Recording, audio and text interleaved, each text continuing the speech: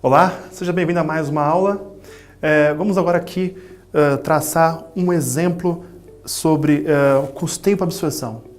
É o principal método de custeio que nós temos na contabilidade, já mais tradicional, mais utilizado.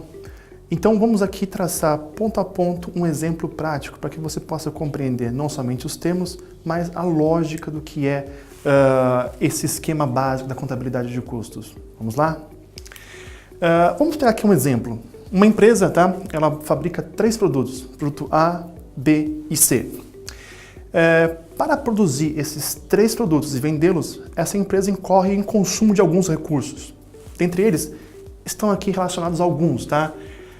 Despesas com comissões sobre vendas, R$10.000.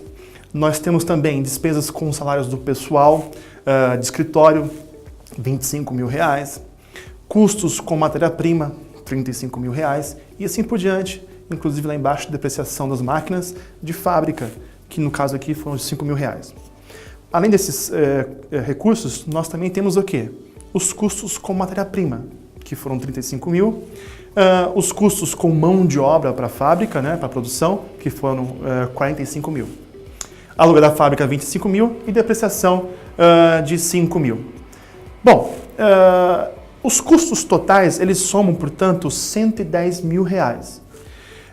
E serão alocados aos produtos segundo um critério único de rateio, para facilitar um pouco mais aqui o nosso raciocínio, tá? Vamos ver como é que fica isso aqui.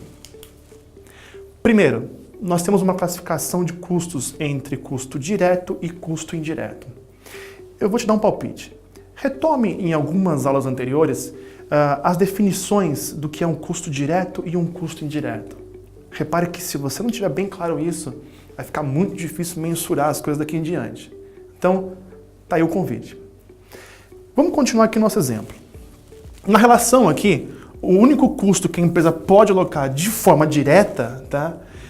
Ou seja, sem uso de estimativas de rateio, é a matéria-prima.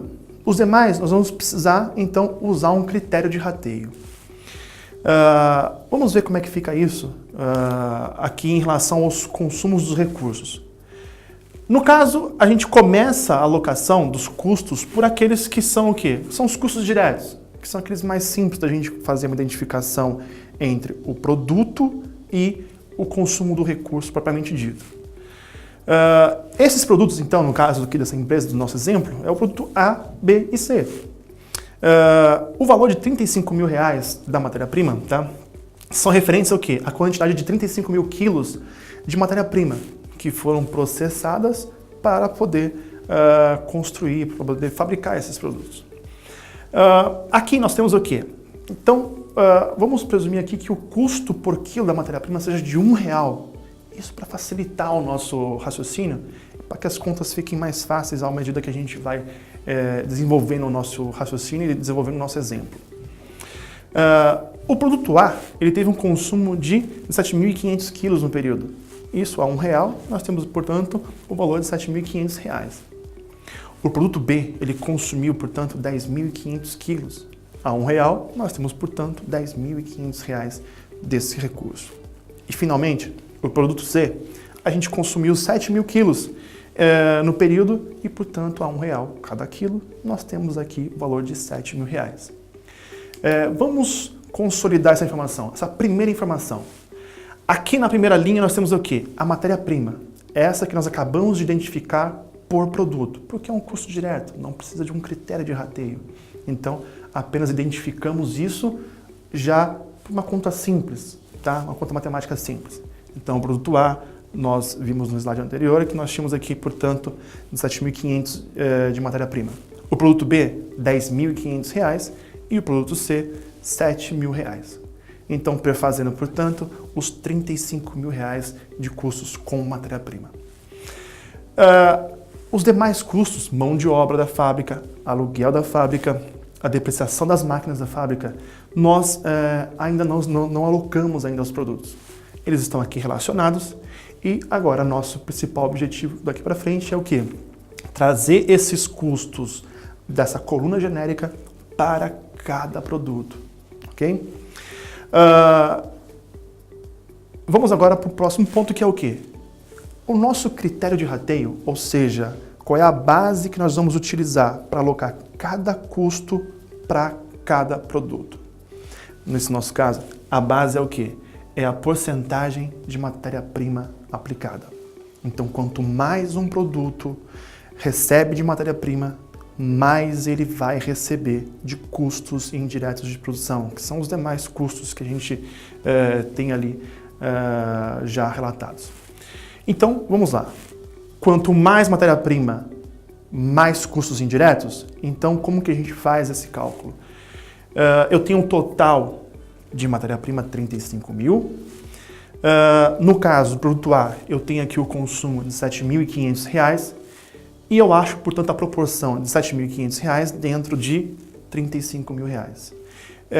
De maneira matemática bem simples, eu apenas pego a parte, divido pelo todo e acho a proporção de 50%. Ok? O mesmo raciocínio são com os demais produtos. O B, por exemplo, eu tenho aqui R$ 10.500 que eu vou dividir por 35 mil. Isso me dá a proporção do quanto essa parte representa do todo. Então, 30% dos R$ 35 mil. Ok? Finalmente, produto C, R$ 7.000 de custos de matéria-prima. Esses R$ 7.000 dentro dos 35 mil, eles compõem, portanto, 20%. Então, essa proporção que eu vou utilizar para poder, então, ratear os R$ 75 mil dos outros custos. Então, 50% de R$ 75 mil, eu chego no valor de R$ 37.500. 30% de R$ 75 mil, eu chego no valor de R$ 22.500. E, finalmente, 20% dos R$ 75 mil, eu chego finalmente no valor de R$ 15 mil para o produto C. Eu já tinha aqui a alocação dos custos diretos, tá? Mais os custos indiretos, eu chego, portanto, nos custos totais desses produtos, tá? Eu tenho um volume de produção, foi informado isso. O volume de produção foi de quê? 35 mil unidades do produto A, 21 mil unidades do produto B e, finalmente, o produto C, 14 mil unidades. Se eu tenho o custo total, quando eu divido pelo volume, eu acho o custo unitário de cada produto. E, finalmente, eu tenho o quê? A junção entre custo direto e custo indireto. Repare o seguinte, dentro da temática do método de custeio para absorção, o custo total, o que é? É custo direto mais custo indireto. Feito isso, nós temos, portanto, aqui o custo total de cada produto, de toda a sua produção, e também o custo unitário. Ok? Esses princípios, na verdade, essa técnica, ela vai te auxiliar ao longo de todo o curso e na parte prática nas organizações por aí afora. Então, minha sugestão é, fique bem atento em relação a essa técnica. Ela vai, a lógica que se utiliza nela, ela é muito similar à lógica que nós vamos utilizar em outras técnicas.